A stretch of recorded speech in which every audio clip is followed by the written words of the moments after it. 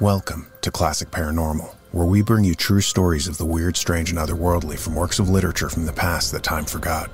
Don't forget to hit the share button to help promote this podcast. In this inaugural series of episodes, you'll be entertained by Hamlin Garland's 40 Years of Psychic Research, first published in 1936. Preface. In this volume, I have brought together in chronological order all of the outstanding experiments which I conducted as an investigator of spiritualistic phenomena.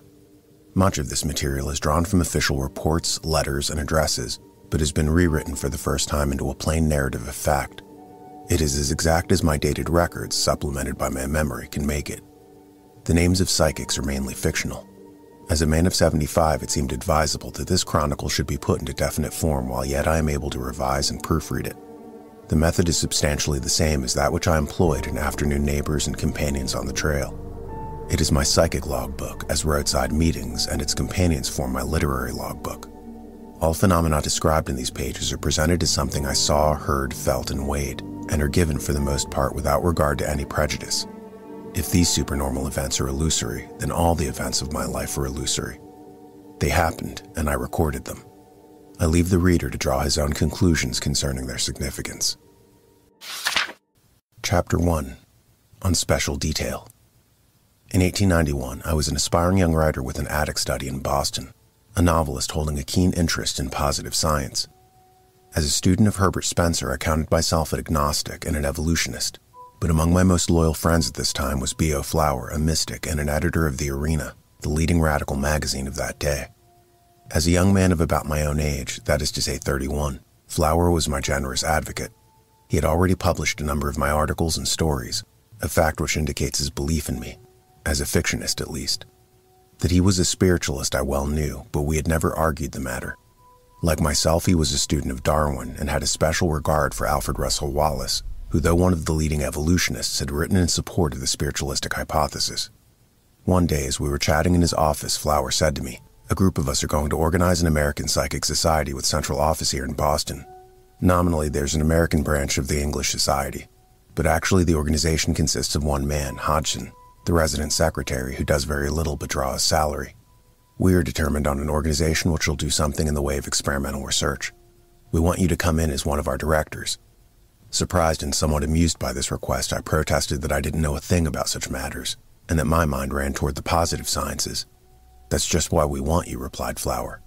"You're young, logical in your thought, and a close observer. Furthermore, you're not bereaved as so many people are who go into this work. You're not a mourner. You can approach an experiment with unprejudiced mind. We need a youth of your positive character. I'm also asking Professor Dolbear of Tufts College to serve with us. He's a physicist and an inventor and the author of a book on matter and motion. He and you will offset Minute J. Savage and Allen, who are already committed to the spirit side of the question as I am. Rabbi Schindler, who is inclined to the negative side, has also consented to act, and we shall have, I hope, one or two other men of science. Our secretary, Ernest Allen, will edit the journal which we intend to publish. Up to this time, I'd given very little thought to the dark side of the moon, although in my youth I had listened to stories told by my father in which he described my mother as a young girl acting the part of a medium. In his report, my grandfather's house in southern Wisconsin during the early 50s had been the stage of a series of singular dramas, in which my mother, a girl of 10 or 12, and her brother Franklin, a child of 5, had been chief actors. Settlers came from all parts of the country to hear mysterious raps and see tables move without apparent cause. Chairs would follow Isabel up the stairs, and Frank, a little shaver who couldn't read or spell a word, wrote on slates long messages full of cuss words and obscene threats. It was this development in Frank's case which led your father and McClintock to stop it all. "It's the work of the devil," he declared. In confirmation of all this, one of my aunts, a gentle, lovely character, said, "Yes, these forces made my life a hell for 2 years." With these stories in mind, and with a natural curiosity as to the facts, I said to Flower, "I will come on the board of directors if Dolbear does. I know something of his work as a professor of physics, and if he is disposed to investigate, I'll follow along with him." Pleasantly excited by the vista which this connection opened out before me, I was careful to stipulate that my duties on the committee should not interfere with my work as a writer. Quote, "I will give my afternoons and evenings to investigations, but my mornings must not be disturbed." End quote.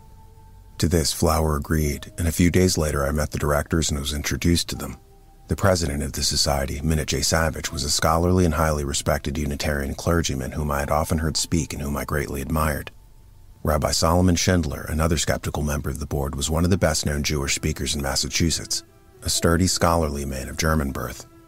The Reverend Ernest Allen, who acted as secretary, was a blonde, smiling, curly-haired man of about my own age. Although fairly committed to the spirit hypothesis, he remained, as I soon discovered, a very keen investigator. He had an orderly mind and was given to making numbered, precise statements of his theories. Amos Emerson Dolbear, professor of physics at Tufts College, was a typical Yankee, thin, keen-eyed, quick-spoken, and dryly humorous. In physique and the cut of his beard, he suggested Uncle Sam. He confessed that his experience with metaphysical phenomena had been slight, but that he was willing to give a certain amount of time to investigation. In my presence, Flower smilingly said to Dolbear, "We're depending on you and Garland and Rabbi Schindler to counteract the credulity of Dr. Savage, Allen, and myself."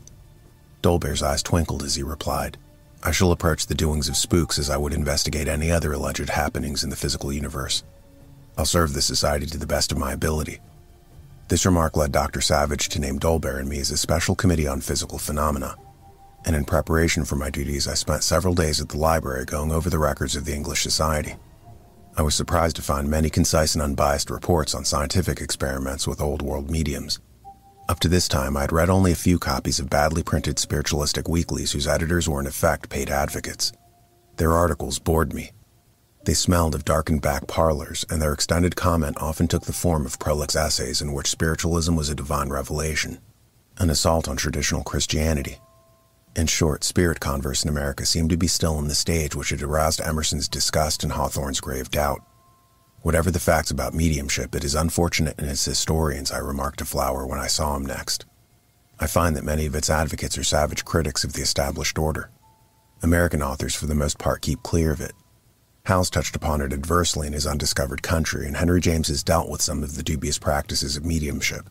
But their approach has been thus far entirely fictional rather than scientific. "It is not a question of a medium's social standing," replied Flower. "It is a question of fact. Observation is not enough. Read Alfred Russel Wallace and William Crookes. Their approach to the subject was purely scientific. Opportunities for experiment offered almost immediately. The Boston papers having announced the formation of our society, letters began coming to our secretary, each presenting a psychic mystery and requiring aid in its solution. Many of the letters were written badly on cheap stationery, but they all gave evidence of sincerity and a genuine desire for help. One report, which I recall rather clearly, especially interested Dolbear. It came from Virginia and described a haunted well in which, as one peered down it, one could see faces on the water, faces not accounted for at the curb. This was so amply authenticated that Dolbear agreed to go down and look into it. Several other agitated citizens wrote of strange happenings in their homes, noises, shifting furniture, and the like, and asked my committee to come and investigate. "You'll see tables rock and chairs slide without discoverable cause," they declared. In brief, I became aware almost in a day of an amazing world of hidden outlaw forces, a world in which miracles were everyday occurrences. On reading these letters, it seemed possible for me to step at once into this region of the unaccountable. It was at my door, or just across the street. While Dolbear went to Virginia to inspect the magic well, Allen, our secretary, and I took train to a nearby city with intent to examine a young girl in whose presence, it was reported, tables heaved and chairs squeaked as if some invisible person were seated there. As this was a typical case, I shall describe it in some detail. The family was intelligent and industrious. Its members were laborers in nearby shops. The father, a man of middle age, was notably pious. The home was plain, the furniture threadbare but well kept by the mother, who was the housekeeper. The daughter, a girl of 18, was a shoe hand. The brother, a few years older, was a skilled mechanic. All the members of the family accepted the tappings on the wall and the movement of small objects as the work of a dead boy. "It is his way of letting us know that he is still among us," the mother explained. At this point, some reader is certain to ask the question, why do spirits rock chairs and lift tables? The spiritualist says, because by such unaccountable movements of familiar objects, attention is drawn to them and wonder is awakened. And certainly the movement of a pair of scissors with no one touching them provokes thought and leads to experiment. At the invitation of the family, we took our seats at the plain dining table with our hands laid flat upon it. A small rocker, which had been the little boy's favorite seat, stood on the floor a little back of my chair. The medium, a large, slow-spoken, pleasant girl, sat beside me. After the room was darkened, the mother began to sing one of the hymns which Robbie particularly liked, and within a few minutes the table began to heave, and soon after this the little rocker, which I could dimly see, creaked and moved as if someone were veritably sitting upon it. Slowly, by slight impulses, it slid up to me and at last rested against my knee. After a pause as if to gather strength, it began to climb, and by painful effort, after several trials, succeeded in reaching and resting upon my elbow. It almost attained the top of the table, but fell as if exhausted. These motions were followed by rappings which answered questions, 1 rap meaning no, and 3 raps yes. The mother talked to the invisible as to her little son. The girl said, "Robbie likes to play tricks on us, don't you, Robbie?" And a fusillade of raps responded. As I sat facing the window, the shade of which was only partly drawn, I could see the heads of passing workmen, and in the silences between our songs I could hear the sounds of feet on the pavement. Here in vivid contrast were the prosaic facts of everyday life in the street and the room in which a mother was communicating with an invisible, intangible son. The members of this family were so serious of purpose and so happy in their faith that I had no desire to question it in their presence. There was nothing evidential in the sitting, nothing to make a report upon. But recalling my father's stories of my mother's similar mediumship, I felt in this circle something of the same religious awe with which my uncles and aunts had approached the sittings in my grandfather's pioneer cabin 50 years before. Soon after this trip to Lowell, one of my members, the principal of a high school in Jamaica Plain, related to me the story of an experiment which he had recently made, and his statement gave me a new angle on clairvoyance. He said, "Professor Wilton, one of my friends, principal of a school in Forest Hills, had been testing with me the ability of a certain medium who claimed to read sealed letters, and we had both been deeply impressed by the man's candor as well as by his astounding success in reading our questions even when enclosed in sealed envelopes. Not entirely satisfied, however, we agreed to try again, using every precaution against opening and resealing the envelopes. That night I prepared another letter for this test, but on the following morning I was shocked to learn that Wilton had died in his bed of heart disease. His family asked me to come over at once. This I did, and as I entered the study I noticed on his desk an envelope of the sort we had planned to prepare, and the thought came to me, here is a perfect test. No living person knows what is in this envelope. I put it in my pocket and a few days later took it to the medium, together with another sealed letter which I had myself prepared. The psychic read mine quickly and correctly, holding it to his brow with his eyes closed. I then gave him my friend's letter. After pressing it to his forehead a few moments, he said, "I can't read this message. It is the writing of a dead man. If you will have it read by anyone, anywhere in the world, I will read it, but I can't do it now. It must be in the mind of some living person before I can lay hold upon it. Since then I have tried it with other clairvoyants, and none of them can read it. This story, which I give from memory, provoked thought along new lines. To my friend I said, your test seems to prove that the wall between the living brain and the dead mind is a very real barrier. My interest in clairvoyance and psychometry began that day, and although my committee work was mainly along physical lines, I found that metaphysical elements were present in every problem. Each medium presented several types of phenomena. The first case of independent slate writing which I examined emphasized this fact. The medium was the wife of a skilled workman whose home was in Roxbury. They were both young and unschooled in the laws of matter as well as of spirit communication, and in awe of the strange new power which they had developed. We want to understand it. We're scared by it. As a novelist, I was interested in these young people and quite willing to let them demonstrate their power in their own way. The medium, who was hardly more than a child, looked up at me as an official investigator, a person of wide experience in such matters, and I made no attempt to undeceive her. After telling me how he had discerned his wife's mediumship, the husband bound a pair of hinged school slates together with a strong cord and handed them to me. "You hold one end of them, and Mary will hold the other," he said. Taking position in the center of the room under a gas chandelier in full burning, the girl and I stood facing each other with the husband a few feet away. There was no table between the medium and myself. All was in light. Candid, natural, but tense, the girl seemed to wait for a message, her head turned a little as if listening. Suddenly the slates began to twitch from side to side. My hands are large and strong, and I put forth my strength in an effort to stop this movement. Thereupon, the slates began to twist with an amazing force, and a grinding noise developed. The movement became so furious that I feared the slates might be broken, and yet the medium's small hands did not show strain. She was apparently awed and at the same time gratified. When I opened the slates, I found a dozen lines of writing as if done by several different hands, but the messages had no relationship to me. The young husband then said, "We have had over 20 different kinds of writing." He showed me these scripts, but as I had not seen them done, I could not take them into account. For some reason which I do not now recall, I made no formal report of this sitting. The medium had every appearance of sincerity, but I could not accept her testimony, and the possibility of invisible writing weakened the test. At this time, many materializing sittings similar to those House had described in The Undiscovered Country were going on in the lodging house district of Boston, in the back parlors of stately mansions, homes which had long since fallen into the hands of indigent landladies. Sunday evenings offered scores of seances, several of which I shared. All were of the same general character. A dark cabinet or curtained alcove filled one corner of a room whose windows were always heavily curtained. The auditors were seated in a half-circle facing the cabinet. The psychic, or her manager, usually made a short speech on the subject of spirit return. At the close of this, the lights were turned out, and the audience sang a hymn. The first voice to be heard was often that of a red Indian who announced himself with a whoop. "Me big chief, guide to white squaw." But I observed that for all their grunts and rumblings, these redskins had the vocal peculiarities of the medium and used a highly conventionalized dialect. During one of these performances, I sat very close to the cabinet and on its right, so that when a spirit form, a tall woman clothed in white, came from the cabinet, I was able to see behind the gleaming veil the checked gown which I had observed she wore when she entered the cabinet.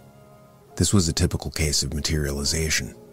No opportunity for testing the phenomenon was offered to me, although others were allowed to shake hands with the dimly visible figures.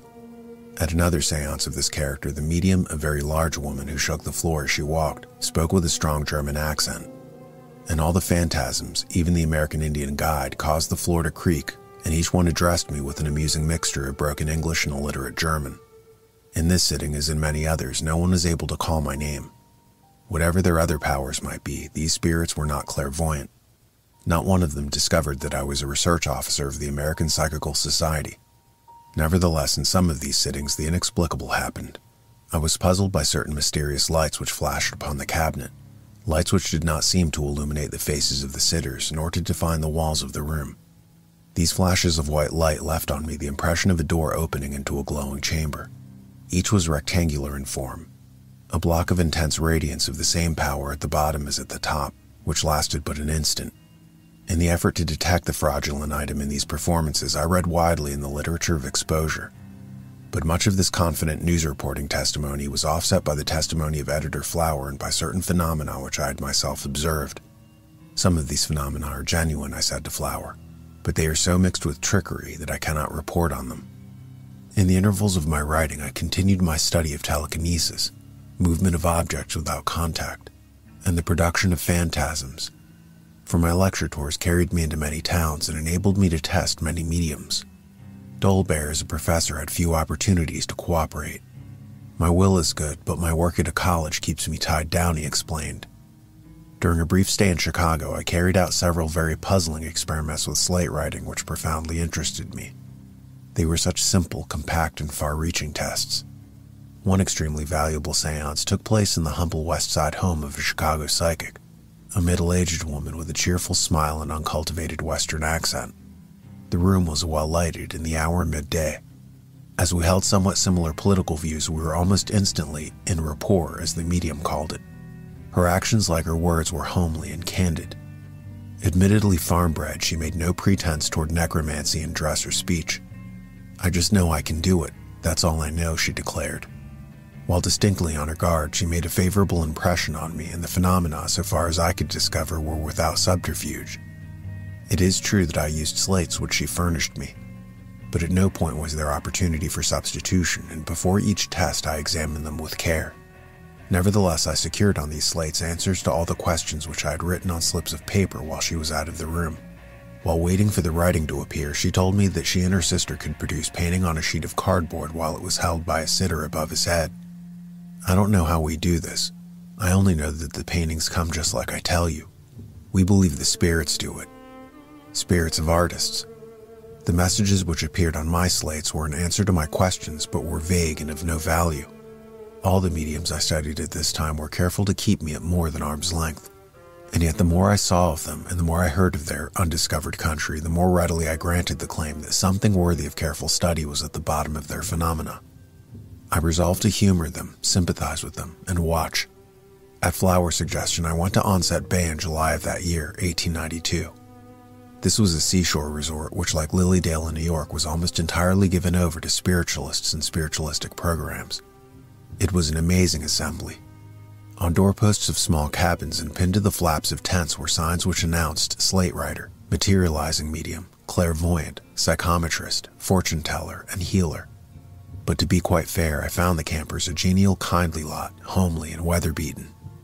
Nearly all of those I met were familiar New England types. Even the magicians were of homespun character. I could not imagine any necromancy in the spaces of these small tents and flimsy cottages. It was all pleasantly humdrum. At the door of one of these tents, I paid my $1 and had my slates written upon. In another, I heard quote-unquote spirit voices, but I did not attend any of the developing circles. They were outside my committee work. I talked with several elderly folk who had come down from the farm to hear the voices of their beloved dead, and found them so happy in their faith that I had not the heart to oppose it. They were all serenely confident that the dead were sharing with them the pleasure of this summer outing. The air is just full of loved ones, they exultantly assured me. They meet with us as we meet with them. While making no formal report, I discussed this colony with Flower, whose eyes shone with amusement at my description. "Wouldn't you like to get their religion?" he asked. "Assuredly, but my faith must be built on the rock of scientific experiment." "Is there any such rock?" he demanded. "We take the so-called facts of science on faith. What theory explains all the facts of larvae turning into butterflies? What is the cocoon but a dark cabinet? It's only a hypothesis after all, something to work with. Until very recently, only 2 hypotheses were possible. One, that all the phenomena were fraudulent, or that they were the work of spirits. There is now a 3rd hypothesis. Certain investigators now claim that they are caused by forces we do not understand. I'm not asking you to become a spiritualist. I'm only asking you and Dolbear to examine with open minds the cases we send to you. One day, as Dolbear and I were discussing our experiences, I said, "Have you ever had anything inexplicable happen to you?" "Never but once," he replied with a twinkle in his keen blue eyes. "One morning, as I awoke and lay dozing, gazing at the ceiling, I saw a cloud of vapor form above my head, and while I wondered and waited, an open hand came out of it and reached down toward me as if wishing to grasp one of mine. Thinking it an optical illusion, I reached up and grasped it. It was solid. With a yell, I leaped out of bed and watched it disappear. This is my one contact with a spook. If the senses of touch and sight are worth anything, I saw and clasped a living hand. But with all that, I won't swear that it was not an illusion." Chapter 2.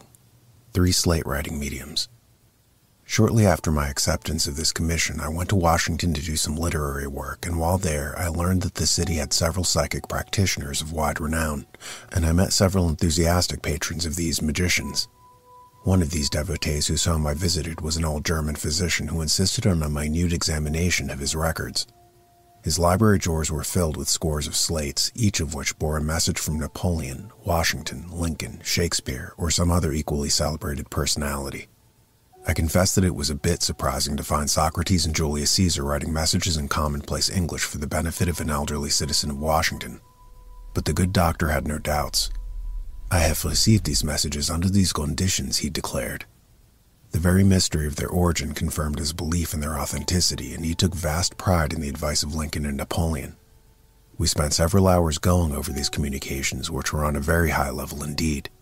There was something touching in the doctor's wish to have me share his convictions. At this point, I must say that the outstanding fact of all the spirit testimony which I had thus far collected was its uniformity of method and the small value of its results.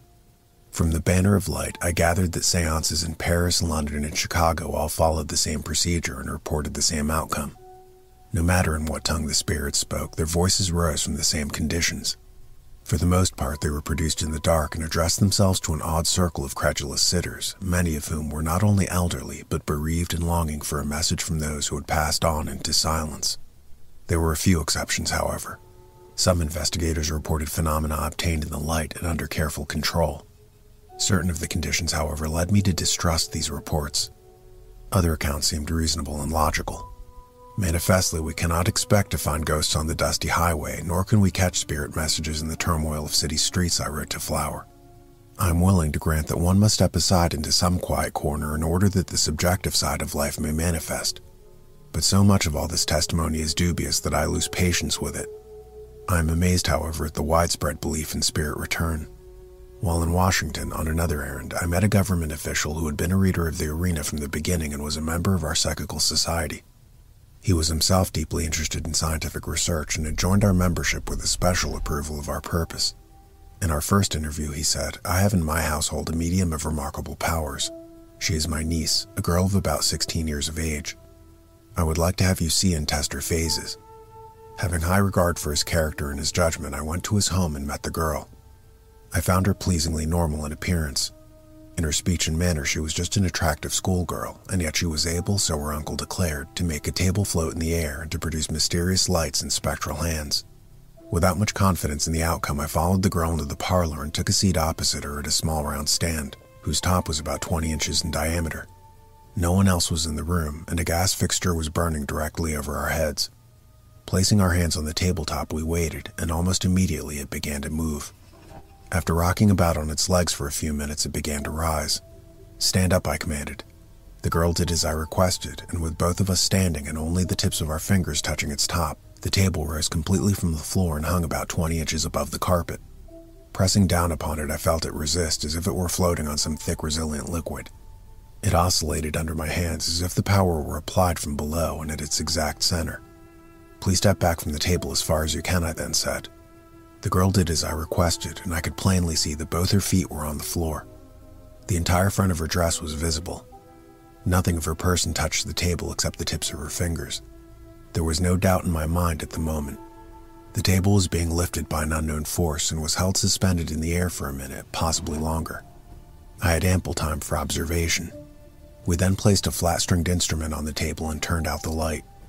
The room was not wholly dark. I could dimly perceive the girl's hands. Under these conditions, the instrument was softly played while small twisting, pointing flames of brilliant color rose from the medium's shoulders and floated toward the ceiling. At all times, her arms were faintly visible. This performance had evidential value, for I believed the girl to be honest, a belief to which the levitation of the table gave support. Nevertheless, I did not include the playing of the instrument in my official report. The room was dark, and I had no control of the psychic's hands I wrote to Flower. The levitation of the table was in the full light. On the following day, very curious confirmation of the girl's claim to abnormal powers took place. Scheduled to address a woman's club, I was seated on the platform of a small hall when Miss Brown, my medium, came in and took a seat in the front row of chairs. Soon after, while listening to the secretary's announcements, I heard a soft tapping sound which came apparently from Miss Brown's chair. Upon meeting my glance, she flushed deeply and bowed her head, evidently greatly embarrassed by the comment of those seated near her. Some were irritated, others amused. At last the girl rose and went away. She told me afterwards that she often heard these sounds on her desk at school. "I wish they wouldn't do it," she plaintively said. "They embarrass me terribly. They tap on my bed at night, but I don't mind that if they would only let me alone at school. I don't like to be made conspicuous that way." I had no further sittings with her, and she passed out of my knowledge. One of the best-known Washington psychics at the time was a man whom I shall call Kelly, who had a performance which some observers considered a brazen piece of legerdemain, while others called it inexplicable. I had several sittings with Kelly, and while I was warned against him as a trickster, I could not discover any precise deceit. His act was profitable. He owned a comfortable home and was well regarded by his neighbors. He produced independent writings for those who wished them, but his especial performance was more dramatic. Placing 3 chairs in a row across one corner of his library, he asked 2 of his sitters to take seats beside him.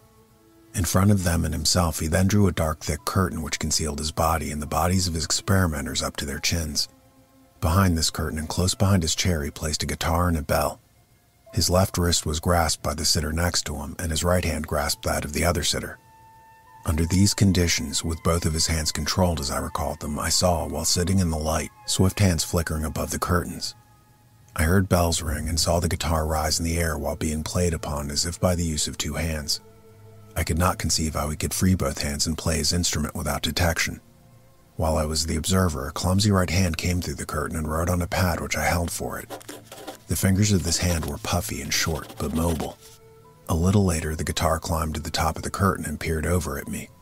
It was played upon, so the sitters declared, at the precise moment that Kelly's hands were fully controlled. During 2 later seances, I sat behind the curtain while the guitar was played. I could account for only one hand. I regarded this at the time as an entertainment, and I am writing of it now largely from memory.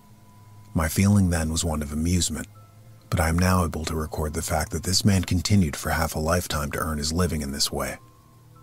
During 92 and 93, I was almost constantly on the road, speaking on literary subjects for clubs and schools, and in almost every city to which I was called, trumpet mediums, slate writers, and diviners offered their services. For the most part, I distrusted their explanations, but their phenomena were often baffling. Slate writing especially interested me. Having read many expositions of how this trick was done, I was alertly on my guard against substitutions and the use of invisible ink. That slates could be chemically prepared and invisible writing developed, I had no doubt. But Alfred Russel Wallace's statement that he had dictated what was to appear on the slates after the slates were in his hands profoundly influenced me. I resolved to apply this test. Giving little attention to inconclusive messages which came, I hoped each time for a supreme test of the method. One of the most convincing of my experiences came during a visit to Chicago in 1892. Old man McVicker, the famous theatrical manager, was an open advocate of the spirit hypothesis. And one day, while he and I and James A. Hearn, the actor-dramatist, were lunching together, the subject of mediumship came up, and McVicker said, "I know a West Side medium who is able to produce writing on a slate under the bottom of a goblet filled with water. You should see her." "Why under a goblet of water?" demanded Hearn. "For the reason that most people go to a medium expecting to witness a miracle. We all want messages to come hard, that is to say under conditions impossible to ordinary people. We argue that the dead, being free from the limitations of earthly life, should be able to manifest their presence in direct opposition to what we call natural law. Hence we insist on their writing on locked slates and reading sealed letters. The poor psychics are forced to grant these tests. So far as my experience goes, and it covers a good many years, I have found most of them honest. Go and see this woman, she's a wonder." With this recommendation in mind, I went at once to the address he had given. I found this wonder worker occupying a humble little apartment far out on the ugly west side. There was nothing occult in her home. She received me at the door and led me to a sunny, plainly furnished back parlor. Taking a seat at a small table covered with a strip of cloth, she asked me to sit opposite her. She was a plump, humorous Kansas woman of 45, very like my mother's neighbors in Dakota. "I know you," she said. "You're a writer for the Arena. We both voted for General Weaver." I set this down in order that the reader may sense the commonplace surroundings of this Sybil and the friendly basis on which we operated. We were both without the slightest nervous tension. There was nothing oriental or fictitious about Mrs. Simpson. She was just a humorous, freckled, hard-working village housewife. After a short discussion of some of my articles, which she heartily approved, she filled a long-stemmed goblet with water and placed it on a slate which I had previously examined to see that it was devoid of writing. Balancing the slate and the glass on the palm of her right hand, she slowly and carefully passed it under the table. She then said, "Put your hand under mine. I want you to help steady the slate." "Why put the slate under the table?" I asked. "Because the forces work better out of sight. They don't like to write when anyone is looking at them." As we now sat, my right hand was under hers, which was spread beneath the slate, while her other hand was in full view. Furthermore, as she was sitting sidewise to the table, I could see both of her feet. The room had a southern exposure and was very light. Together we held the slate in such a wise that the goblet brimming with water just touched the underside of the table. As we waited, I asked questions. "Did you devise this test?" "No, it was given to me by my guides." "I like the precautions you have taken, but in addition, I should like to dictate what is to be written. I'd like to do it now while the goblet is resting on the slate. If your guides will write one word at my dictation, it will end all talk of prepared slates and the like." "They will do better than that," she briskly replied. "They will take something out of our conversation as we go along. Will that answer your purpose?" "Perfectly." A moment later, I felt a slight movement in the slate and the faint sound of a scribbling pencil. "They have written," the psychic said, and slowly withdrew the slate. As she brought it carefully to the top of the table, I saw writing under the foot of the goblet, and upon reading these words, I found that they had in very truth been taken from our talk. I recognized them as words I had uttered after the slate had been passed under the table. How they were written under that water-filled glass I could not imagine. Accusations claiming prepared or substituted slates have no weight in this case. "That was a fine test," I said. "Let's try again." Again we tried, and again the forces met the test successfully. I was not yet satisfied. "Now let me dictate the exact words to be written after the slate and goblet are under the table and upheld by our united palms." "I will ask them," she said, and sat for a few moments, her head bent as if listening to voices inaudible to me. At last she said, "They will try." The goblet of water was again set on the slate, and after it was under the table, I said, "Ask them to write the name William Dean Howells beneath the bottom of the glass." Almost instantly I felt a distinct vibration in the slate. The power did not come through the psychic's hand, which remained motionless under mine. The force appeared independent of both of us. While the scratching of the pencil was going on, I could detect no slightest motion of the psychic's fingers, and my hand, which is large, covered hers completely. Her left hand was in full view on top of the table, and her feet were both plainly visible. Suddenly the writing stopped, and with an embarrassed smile the psychic said, "They don't know how to spell the middle name." I spelled it for her, and a few moments thereafter a tapping on the top of the table, not on the slate, announced the completion of the task. As she again drew the slate from under the table, and before she had touched the goblet with her other hand, I bent over to see what had happened. The water in the glass remained undiminished, and under the round foot of the goblet I read the name William Dean Howells. And what was most unaccountable of all was the fact that the power, after writing the middle word Dean, which came to the limit of the space covered by the goblet, had dropped down a line in order that the word Howells should remain under the glass. The powers had not only met my test, they had written the words I dictated entirely within the circle of the hollow base of the goblet. It is of no value to say that the slate was juggled. It was not. From the point of view of the spiritualist, this performance was on a low plane, but to me it was of high significance. It was in fact a more decisive test than that which Alfred Russel Wallace imposed. It met all objections. To say that the psychic wrote those words with her fingernail on the underside of the slate is absurd, for my spread hand covered hers. Furthermore, she could not turn the slate over without spilling the water in the goblet. That the power came from her and not from a spirit seemed probable, but I regarded it as supernormal. All the conditions were mine, devised to make trickery impossible. It had nothing to do necessarily with the return of the dead, but it was a facer. Whatever the character of the forces, I absolved the psychic from any deception. Soon after this wholly inexplicable experiment, I returned to Boston, and almost immediately thereafter Flower asked me to go with his wife to test a medium who lived in Roxbury. On this occasion, I took my own slates, ordinary folding school slates, but whether they were used or not is of no value, for here again I dictated what was to be done after the slates were under my hands. It was about 2 o'clock, and the sitting took place in a sunlit room, with no one but Mrs. Beach, Mrs. Flower, and myself present. Placing my folded slates on the table, I put my right hand on one corner of them and asked Mrs. Flower to place hers on the corner nearest her. I then addressed the psychic. Alfred Russel Wallace, the greatest scientist, in one of his tests caused the word Constantinople to be written after the slates were under his hands.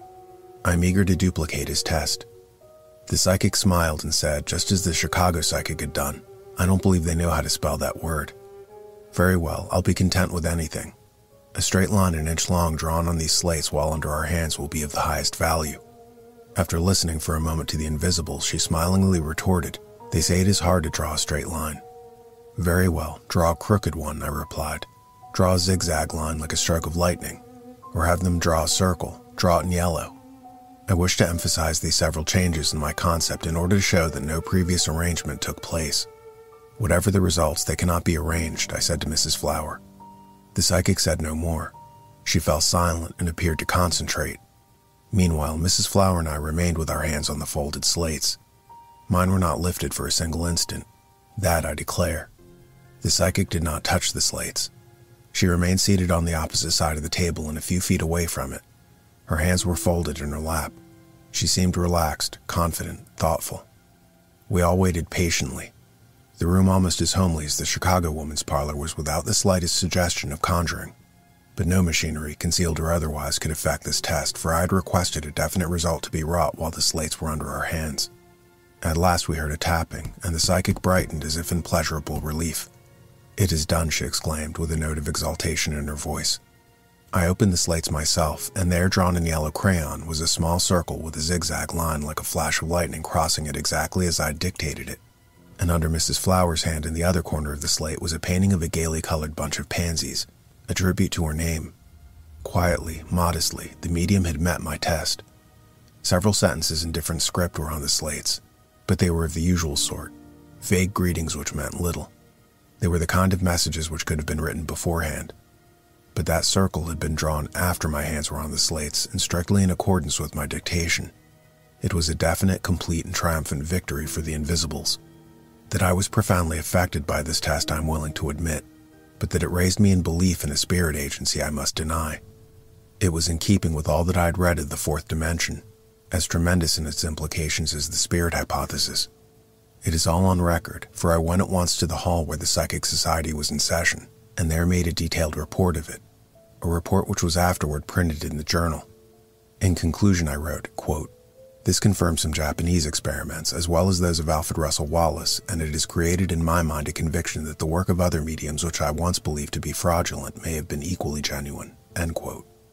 This experience must not be passed over as a slight one, for it has in it the basic mystery of matter and its relation to mind. Nothing is so deceptive as our senses, says Richet, but they are all we have. The more I pondered this test, the deeper its implications went. It was performed in harmony with my will. It was not planned by the psychic. She said she had never before met exactly this test, and she rejoiced in the outcome, just as the Chicago woman had done. She seemed not related to the phenomenon in any direct way. She must have been the agent, however, for neither Mrs. Flower nor I demonstrated power in that direction. So far as I knew, I might assist in such a test, but I could initiate nothing.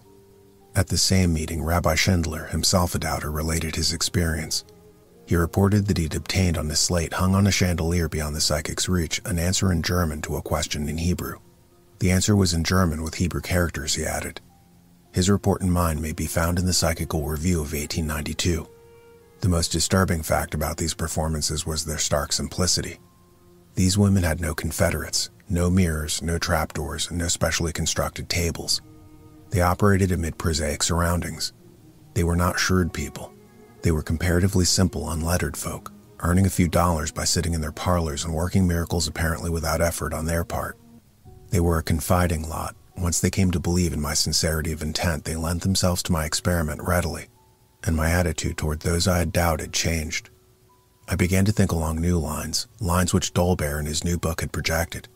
All matter is motion. He was himself a prophet. He anticipated the wireless telephone and the radio.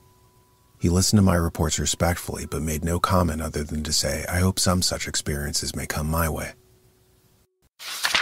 Chapter 3. Trumpet Voices. Notwithstanding my deepening interest in psychic matters, I kept my researches subordinate to my work as a novelist and lecturer.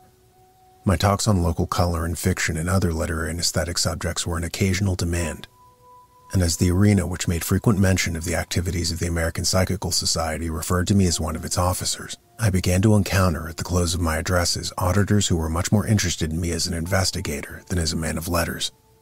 In almost every town I visited, mediums introduced themselves to me and offered their services, often without pay, for they had somehow gained the impression that I would be fair in my judgments of them. In this they were right, for it was my policy to study, not to expose them. Late in December of 1892, I found myself in Santa Barbara filling a lecture date which my father's brother, Addison Garland, a resident in the city, had arranged. With little interest in matters occult, he was a man of thought and quite ready to sponsor one of my literary addresses. In the early afternoon preceding my lecture, a young woman called upon me at my uncle's house and at once said, "I am what they call a trumpet medium. I live in a village about 90 miles away over the range. I am a reader of the Arena and I know of your work for the American Psychical Society. I have come down to have you test my powers. My guides told me to come. They assured me that you will make the best use of my mediumship." This young psychic interested me. Her name was not Smiley, but I shall call her that. She was a pale, dark-eyed little woman of about my own age, refined in manner and plainly of higher type than any of the mediums I had hitherto met. "Could you give me a test sitting here tonight after my lecture?" I asked. "I'm going to Los Angeles tomorrow to begin a series of literary addresses, and a late sitting here is my only chance to test your powers." She consented to do this, and at the close of my lecture came to my uncle's house, bringing her trumpet, a long tin cone of simplest construction. Unfortunately, a tremendous tropical rain was lashing against the windows and roaring through the trees, and for that reason, or some other, the sitting was a failure. No voice came from the trumpet, and nothing stirred in the room but ourselves. Mrs. Smiley was disappointed, and so was my uncle. I laid our failure to the influence of the storm, but she went away sadly dejected. "I have come so far and accomplished nothing," she said disconsolately. On the following morning, as I entered the car for Los Angeles, I was greatly surprised to find the little medium there. She explained her change of plan. "Last night after I went to my hotel, my guides came to me and told me to go with you to Los Angeles. They said that you would arrange some sittings there. They promise important results from such sittings. It is only fair to say, Mrs. Smiley, that my committee has no funds as yet with which to pay you for your services or your expenses, and I cannot afford personally to pay your usual fees." "I have no usual fees," she answered. "I'm not a professional medium in that sense. I am only an instrument in the hands of my guides. Tell me about yourself. How did you discover these powers? And how long have you acted as an instrument? I've been devoted to this work ever since a child. My father was a convinced spiritualist, and when I was about 9 years old, strange things began to happen in our house. My parents didn't know what to make of it. They thought demons had taken possession of our home. Dishes were broken, the chairs overturned, everything movable shifted about. It was all like the work of a poltergeist, as some writers call it now. Everywhere I went, raps followed me, and small objects moved when I passed near them. My schoolmates refused to sit beside me. The mysterious taps on the books and on benches terrified them and greatly embarrassed me. Finally, my father decided that I was the cause of all this rumpus and made me sit regularly for development. I didn't like to do this, but he insisted. And when he began to get messages from the other side, all my relatives said to me, "It is your duty."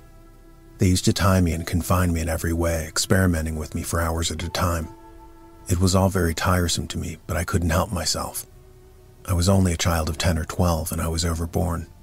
I have been devoted to the work ever since. After my father died, my gift was of great comfort to me as well as to my mother, for I got messages from him. I brought consolation to all my friends, many of whom were able to hear the voices of their relatives who had passed on. After my little daughter went away, I was glad of my gift. She comes to me almost every night. I can hear her voice, and she takes care of me when I'm in trance. There was no doubting the sincerity of the little woman's faith. Her face and voice were honest. I asked, "Does your daughter speak to you directly?" "Yes, sometimes she speaks from the air, but generally her voice comes through the trumpet when I sit in the dark. My guides also use the trumpet." "What do you mean by voices? Do they sound like voices of people you knew?" "Yes, they are just as real as any voices." "You believe that they are voices of the dead?" She spoke firmly. "I know they are. If I didn't believe that, I would be desolate. For over 30 years, these voices have been a part of my daily life. They mean more to me than I can tell." Perceiving in her a clear-sighted and candid spiritualistic practitioner, I spent all the hours of this ride to Los Angeles in an attempt to get at the heart of her mystery. "What is your condition when these voices are speaking? Are you clearly awake?" "Not always. Sometimes I hear what is said. At other times, I know nothing of the messages. Often I am in a deep trance." "Are you conscious of leaving your body when objects are being moved about the room?" "Yes, I often have the feeling of floating about in the air. It sometimes seems as if I were suspended a few feet above and a little to one side of my material body, to which I am always attached by a shining thread. I often see my body lying there, and I know what goes on around me, but it all appears dim, like things in a dream. It's hard to explain what I mean, but I seem to be in two places at once." "Do you ever perceive a physical connection between yourself and your sitters? Do they help in the production of phenomena?" She hesitated a moment before replying. "Yes, I sometimes see little shining threads going about from me and from each one of the persons in the circle. These threads meet in the center and twine themselves about the trumpet or pencil. I know that I draw power from my sitters. Some aid more than others. You say you sometimes go away into the spirit world. Tell me of that." Her face and voice became wistful as she replied, "Sometimes I go to a far-off bright region. Often I have no wish to come back, but there is always a little white ribbon which unites my wandering spirit with my body and holds me fast. Once when I resolved not to return, that band of light began to tug at me, and although the thought of leaving my daughter and my parents who were with me in that bright place almost broke my heart, I yielded and came back to life on earth. It was cheerful and lovely in the spirit land, and I hated to come back to a life of struggle on the cold and cruel earth plane. Can't you describe the spirit world a little more definitely?" "No, it is so different from this plane that I have no words in which to describe it. All I can say is that it is very bright and warm and beautiful." Something in her face and voice quite won my goodwill. "Mrs. Smiley, you are the first psychic I have known with whom I can discuss these matters freely. I'm an official investigator. To me, there is no value in merely sitting in the dark listening to an uncontrolled medium operating from a cabinet. I want to test what happens. You believe in your powers, I can feel that. Do you believe in them strongly enough to permit me to put you under control during a seance?" With candid, serene glance, she replied, "I will submit to any test you wish to make. You may handcuff me or put me in a cage if you wish. Bravo, you have the blood of the martyrs in you.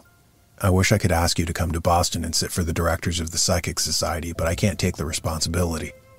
Thus far, we have met no one of your quality. I will try to arrange a sitting in Los Angeles before I go east, but I can't promise it, for I am giving several lectures there and have no evenings free." That night, as I rose to give the first of my addresses, I saw little Miss Smiley sitting demurely in one of the rear seats, a most inconspicuous figure with nothing in her face or dress to indicate in the slightest degree her possession of occult powers. My talk was under the auspices of the public library, and Miss Tessie Kelso, the director of the library, presented me to my audience. At the close of my lecture, she took me down upon the floor of the hall and there introduced me to a group of her friends. Seeing Mrs. Smiley standing near, timidly waiting for a word with me, I called Miss Kelso's attention to her. "There is the little medium I told you about. She seems an honest one, and I'm going to test her powers while I'm here." "You must let me share in your tests," Miss Kelso exclaimed. Approaching Mrs. Smiley, I said, "Come and meet some of my friends." Miss Kelso was pleased by the quiet dignity of the psychic, and especially by her gentle and candid utterance, and turning to me, she said, "Let's go to my apartment and have a sitting tonight. It's only 9 o'clock. "I am willing if Mrs. Smiley is," I replied, amused by her outspoken enthusiasm. Mrs. Smiley was also amused by this impulsive demand. "I am perfectly willing to do so, but I must go and get my trumpet," she explained. I am setting down these preliminary details in order that the reader may sense the casual way in which the whole affair was arranged, and also to explain the high character of the group which assembled a half-hour later in Miss Kelso's library and sitting room. No preparation was possible, no wires could have been laid. Furthermore, Miss Kelso, a vigorous young woman with no experience in psychic phenomena, was frankly skeptical. And so far as I know, the men and women who met with us that night were equally out of touch with the spiritualistic world. The men were practical businessmen. One of them was the editor of the leading paper in the city. Several of the women were social leaders, and all were vouched for by Miss Kelso. "They are my friends," she said. After seating the guests about a long table in Miss Kelso's library, I put Mrs. Smiley in an armchair at the head of the table. I then tied her wrists to the arms of the chair with silk twist knotted so tightly that she could not bring her hands together or lift them in the air. I explained as I did so that I used silk thread for the reason that it was impossible to untie such a knot. If I were called upon to tie a conjurer, I should not use a rope or his kind of cord. I would use a silk thread. After looping the psychic's ankles with thread, I tied the ends to the back of her chair while the sitters made humorous remarks on my severity. Mrs. Smiley defended me. "I want to be confined." The room contained the usual furnishings of a young woman's sitting room, books, banjos, and the like. Directly behind the psychic and within reach of my hand stood an upright piano with its lid closed but not locked. The company, composed of 3 men and 4 women, were seated like guests about a dinner table, a heavy oak piece.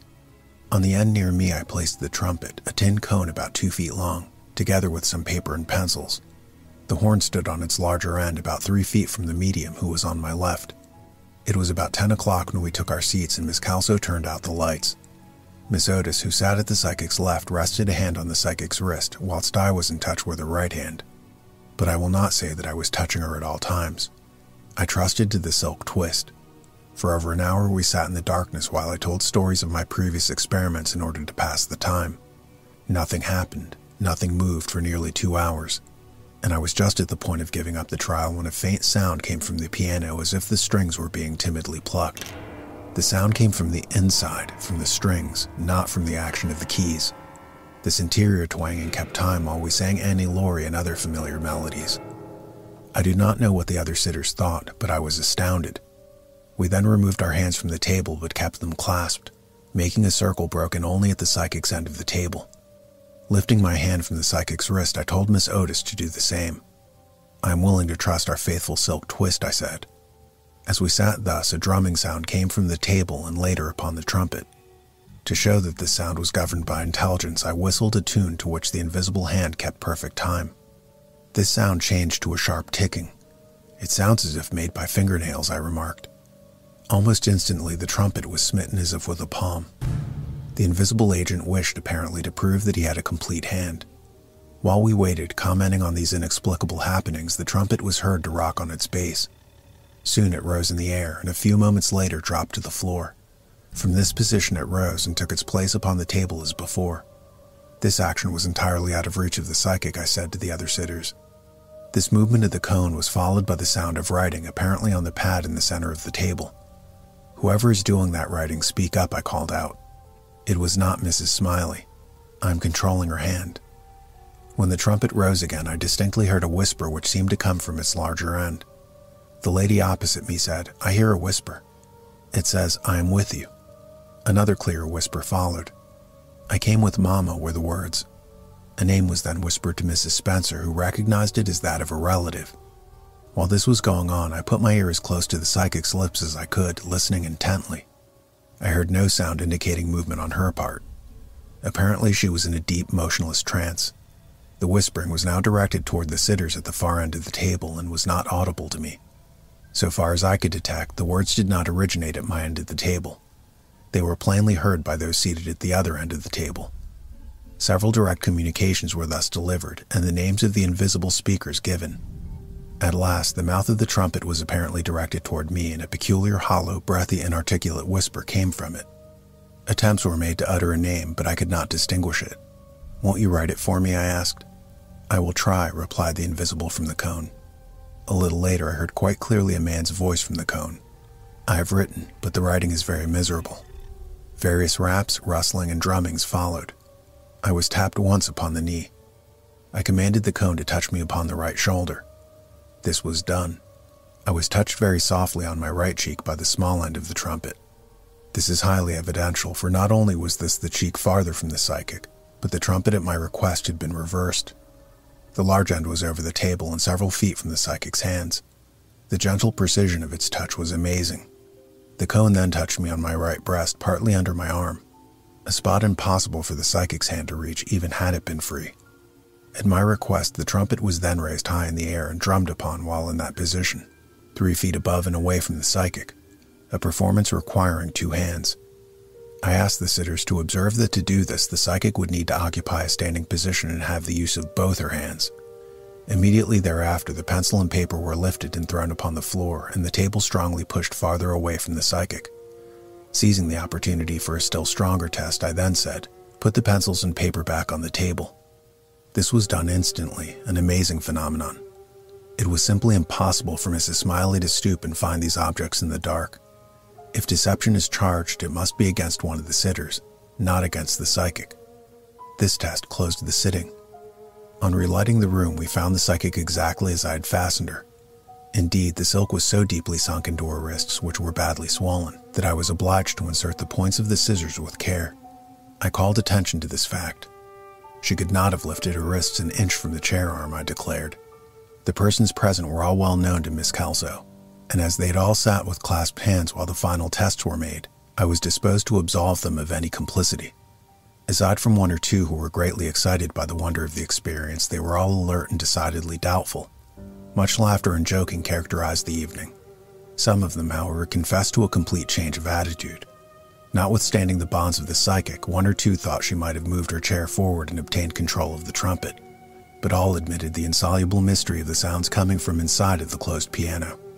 In discussing this astounding seance with the editor, I recalled the fact that aside from the darkness, the conditions were our own. Our control of the psychic I regard as complete. We must therefore not only inquire how the cone was moved, but how the voices were produced. If one of our sitters moved the cone, he must be a ventriloquist as well as a mind reader, for the voices of the trumpet gave recognized names and messages. The name of my sister was whispered. Furthermore, for one of us to pick up that pad and those pencils from the floor without hesitation would necessitate the breaking of our chain of hands and the use of abnormal vision. As for myself, I was not only puzzled, I was shaken. It was the most convincing test I'd ever made. I spent many hours analyzing it. Reporting to Flower, I wrote, quote, "There can be no question of prearranged machinery. The sitting was unpremeditated and held in a public library which Mrs. Smiley had never entered. The circle was of the highest character. I confess that it has made a radical change in my attitude toward the phenomena on which spiritualists base their faith. If this happened, anything can happen. We're to have another sitting tomorrow night." End quote. Our second sitting was in the same place, and the group was substantially the same as before. As in the first sitting, I again tied the psychic to the arms of her chair with even greater care. And as a further precaution, I passed a tape line around her knees so that she could not slide down and touch the floor. I did this to meet the criticism of one of the men. Mrs. Smiley did not object to the extra bond. On the contrary, she again said, "You may handcuff me if you wish." Nevertheless, despite these added precautions, the trumpet was again active, and the voices which came from it were much clearer than before. The chief speaker, whose name was Mitchell, addressed himself directly to me and had much to say concerning the work of our society. He spoke clearly, fluently, and forcibly with grave precision, like an elderly, intelligent, but rather pedantic college professor. His words related wholly to methods of communication and the health of the psychic. The physical disturbances, however, were rather less than before, and notwithstanding Mitchell's voice, the entire sitting was less exciting to the sitters, although they admitted that what did happen was of higher value by reason of my added control.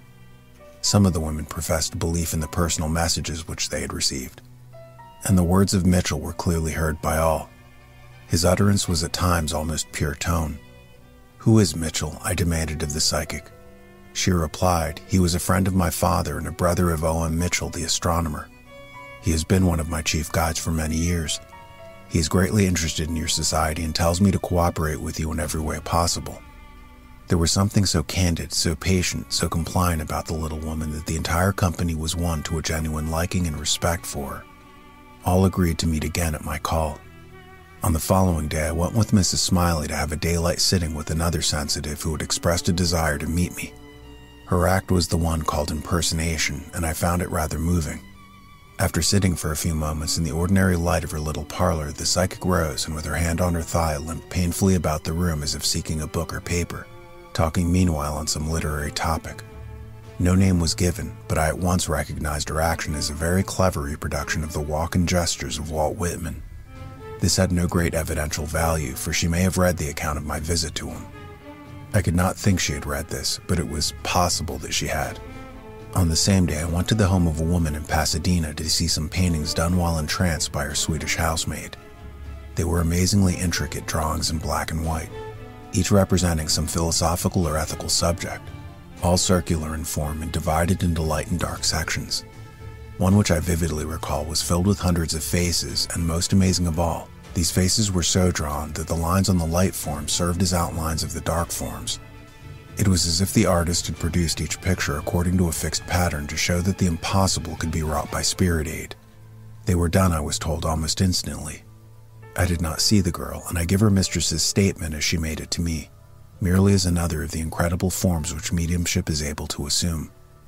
The third sitting with Mrs. Smiley took place as before in Miss Kelso's library and began at 8 o'clock on the last day of December 1892, with substantially the same group of interested sitters. Enlarging the circle, I removed the table entirely out of reach of the psychic. In the presence of the sitters and under the supervision of the men, I once more lashed the psychic to her chair with great care, and with the aid of the women I passed a loop of tape around each of her ankles and nailed the ends of this tape to the floor behind her. I then drew chalk marks around the feet of her chair without her knowledge, so that the slightest change in position could be measured. I wished to avoid all criticism of our method of control, I explained. I have made it impossible for Mrs. Smiley to move a single inch. I then placed pencils and paper and the trumpet on the table as before. After the lights were turned out, we sat for nearly 4 hours, part of the time singing, part of the time in unconstrained conversation.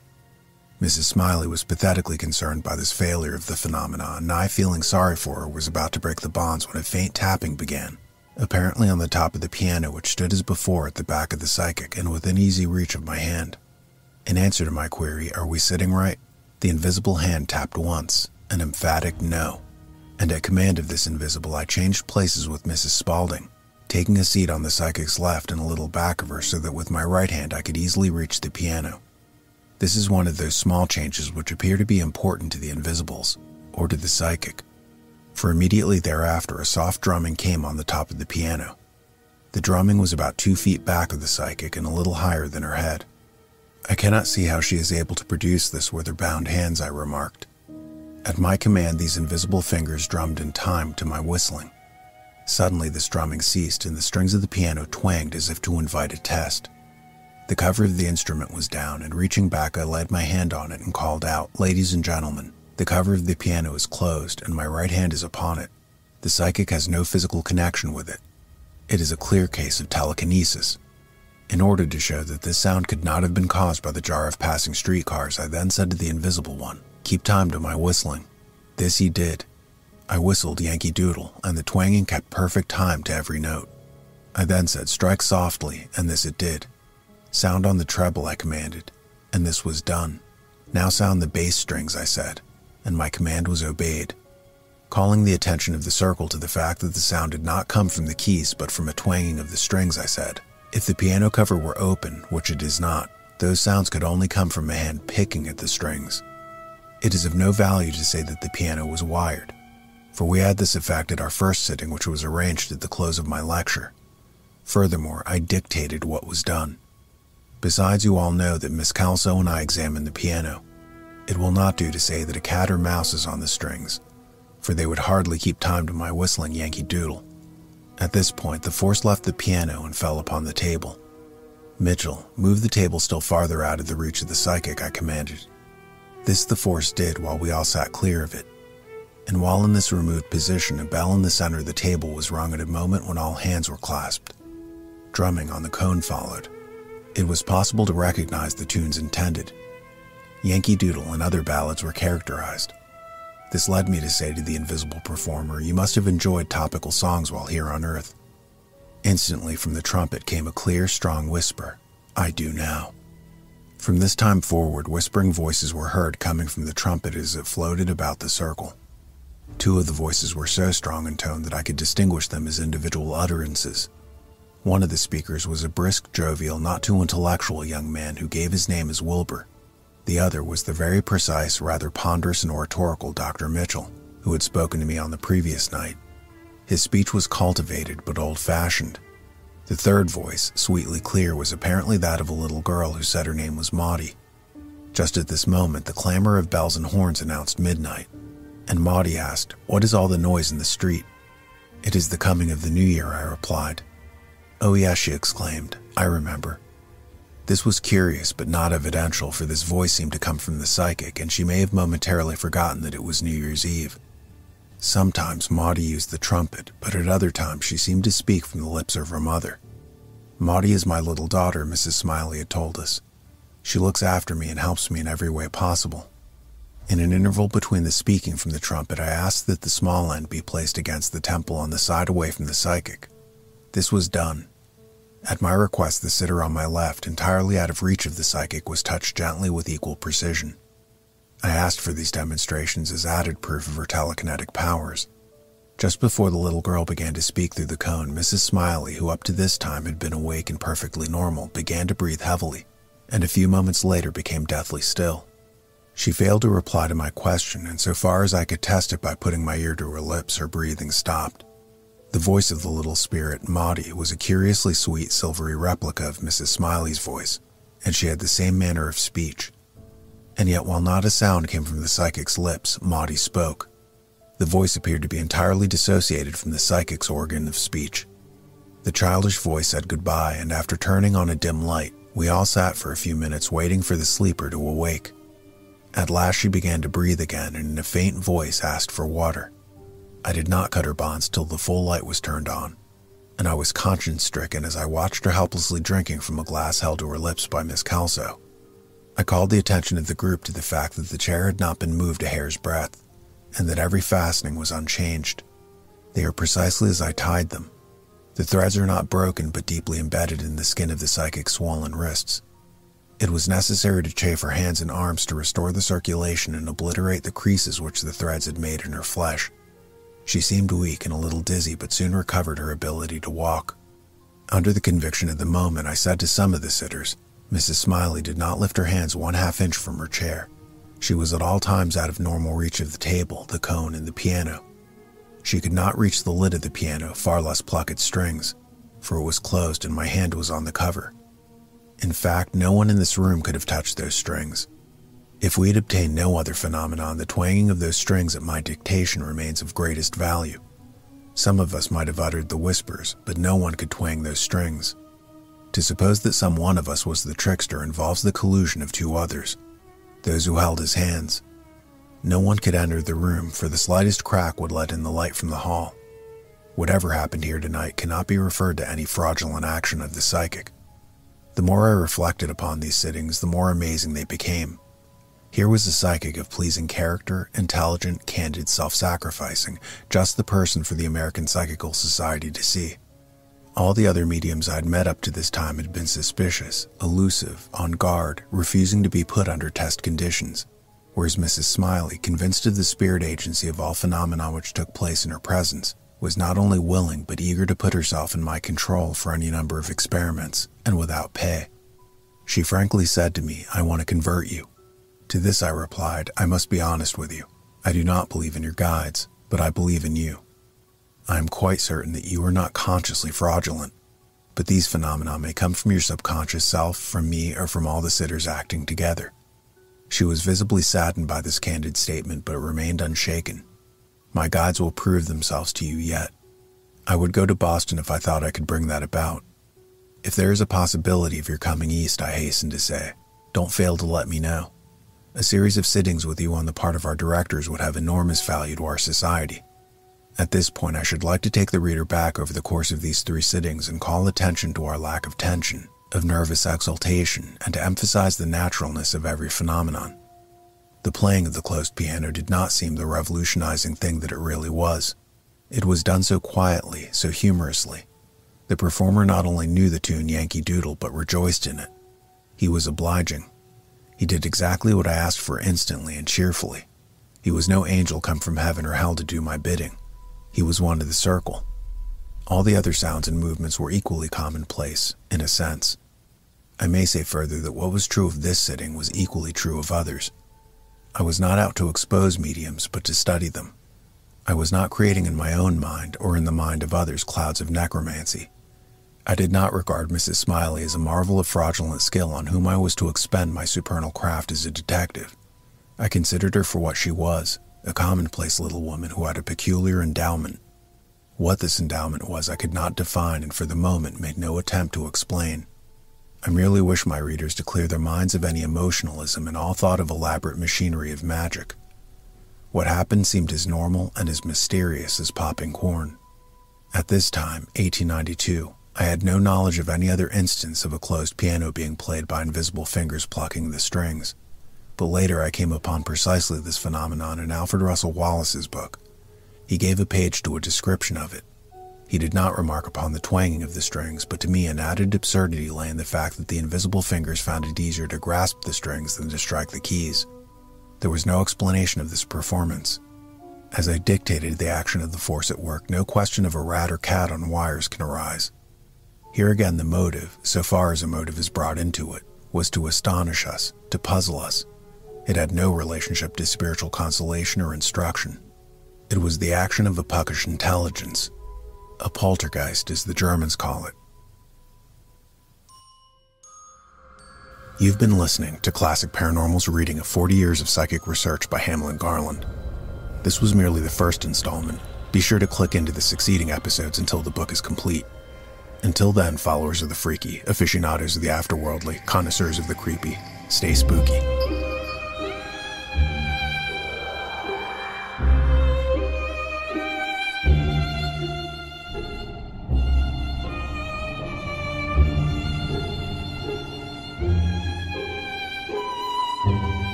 Before you go, consider subscribing to my new podcast, Classic Paranormal.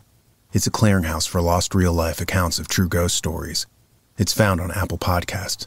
Go there now if you're interested in enigmatic tales, chilling true accounts, chronicles from cases of the past that time has forgotten, but that the modern person who likes relaxing by a campfire swapping ghost stories might appreciate. As I said, the new podcast I'm launching is available on Apple Podcasts and Spotify, and there's a link in the description below on this video.